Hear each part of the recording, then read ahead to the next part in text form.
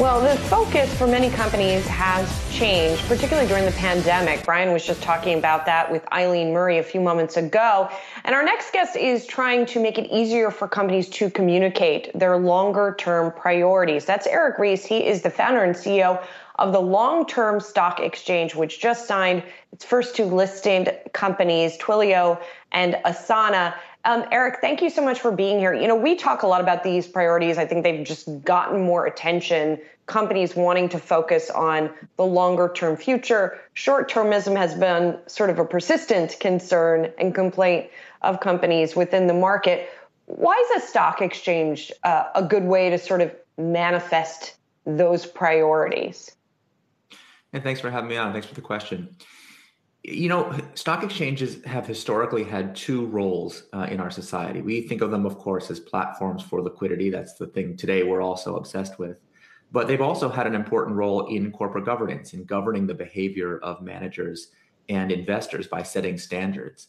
And in this next generation of companies, employees, investors, you see it with the rise of ESG, you see it with the rise of employee activism. There's really a demand that companies be held to a higher standard, and we wanted to create financial infrastructure for those companies. Eric, what is it like doing battle for business against exchanges like the NASDAQ and the New York Stock Exchange? That may be the most entrenched duopoly in business. And so everyone considers what we're doing impossible. There hasn't been the creation of a new listings venue for companies since the creation of NASDAQ. That's in the 70s. So we're talking about 5 decades of this duopoly in place. But actually, we take a really non-aggressive stance. We support dual listing of companies so they still get full access to the NYSE and NASDAQ liquidity when they're dual listed in LTSE. And we try not to call people villains and set things on fire. Our view is that, legacy companies need exchanges to be listed on too. That's okay. We're not anti-liquidity. We're not anti the sell side. We think just that those companies and those investors that share this more enlightened perspective should be supported in the markets too. So far it hasn't been too bad.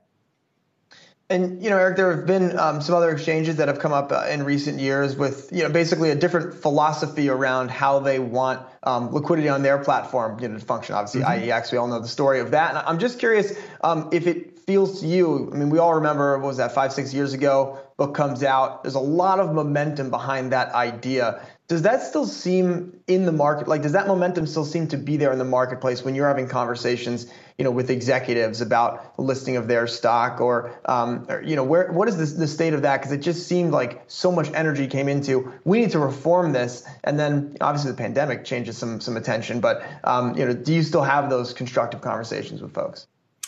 Yeah, well, two things I'd say. One is it's surprising to me how much for the executives who run companies, founders, CEOs, boards, these liquidity matters don't really matter.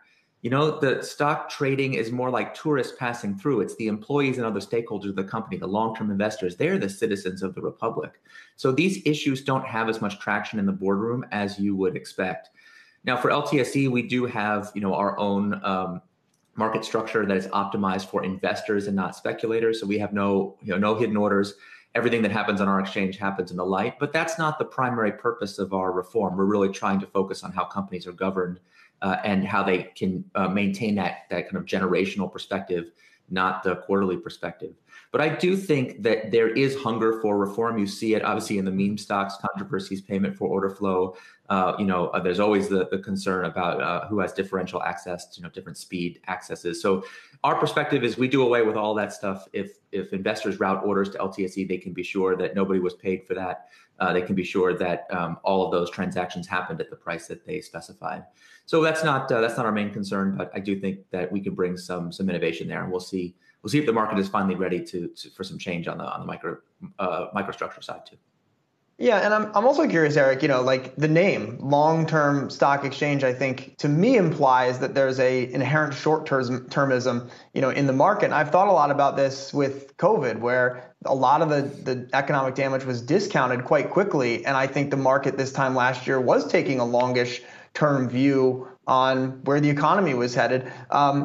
Does it seem like some of the short-term narrative has maybe died out, or how are you thinking about that? Just the framing, I guess, of the question that the company asks the market, Yeah, we're not criticizing the market. The market is many, many long-term investors in it and always has, and that's good. The question is, does the structure of the market support the long-term thinking? Do people think long-term because of the markets or in spite of the markets?